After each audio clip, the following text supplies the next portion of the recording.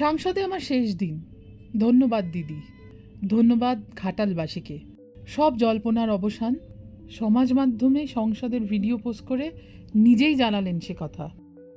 2014 সালে পশ্চিম মেদিনীপুরের ঘাটাল থেকে তৃণমূল প্রার্থী হিসাবে রাজনীতিতে প্রবেশ দেবের।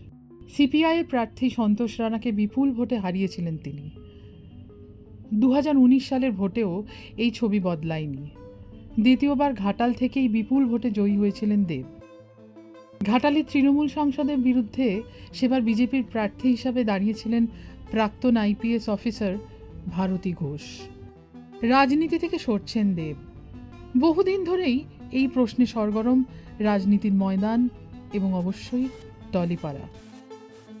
শনিবার ঘাটাল রবীন্দ্র শতবার্ষিকী মহাবিদ্যালয়, ঘাটাল সুপার স্পেশালিটি হাসপাতালের রোগী কল্যাণ সমিতি এবং বীরসিংহ উন্নয়ন পর্ষদের ভাইস চেয়ারম্যানের পদ থেকে ইস্তফা দিয়েছিলেন দেব। লোকসভায় তার বরাদ্দ আসনের ছবি বুধবার পোস্ট করে দেব লিখেছিলেন, আর কয়েক ঘন্টা। আমি থাকি বা না থাকি, ঘাটাল আমার হৃদয়ে থেকে যাবে। 10 বছর সাংসদ হিসেবে কাজ করতে দেওয়ার জন্য আমি আমাদের মাননীয় মুখ্যমন্ত্রীকে ধন্যবাদ জানাতে চাই বলেছিলেন দেব। অধিবেশনের পরে নতুন সংসদ ভবনের বাইরে বৃহস্পতিবার সাংবাদিকদের মুখোমুখি হয়ে দেব বলেছিলেন, ভোটে দাঁড়ানোর বিষয়ে আমার কি বক্তব্য তা 1 বছর আগেই আমি নেত্রীকে জানিয়েছিলাম। কয়েকদিন আগেও তা জানিয়েছি। এখন এই নিয়ে কিছু বলবো না। এর আগে আনন্দবাজার অনলাইনের অজানা কথায় দেব বলেছিলেন, যদি সম্ভব হয় 2024 লোকসভা ভোটে আর দাঁড়াতে চাই না।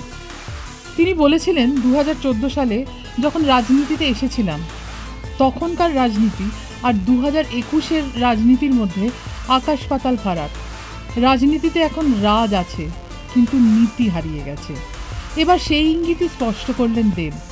তবে দলনেত্রীকে নিয়ে তিনি বলেন, আমি শুধু একটা মানুষকেই ভালোবাসি, তিনি হলেন মমতাদি।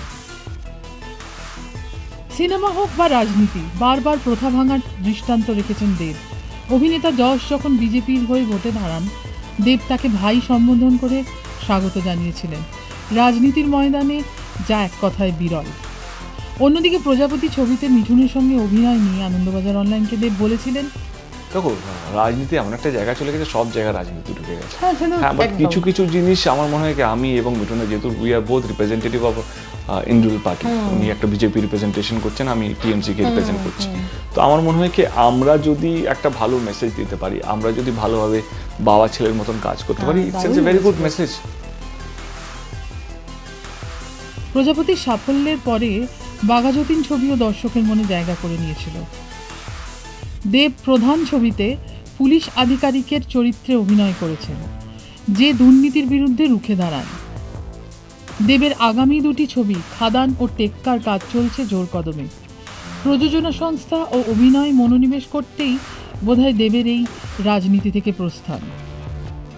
সম্প্রতি দেবকে নিয়ে একটি অডিও ভাইরাল হয়েছে, যেখানে ঘাটালের প্রাক্তন বিধায়ক শঙ্কর দলুই দাবি করেছেন দেব সাংসদ তহবিল থেকে 30% টাকা চাইত।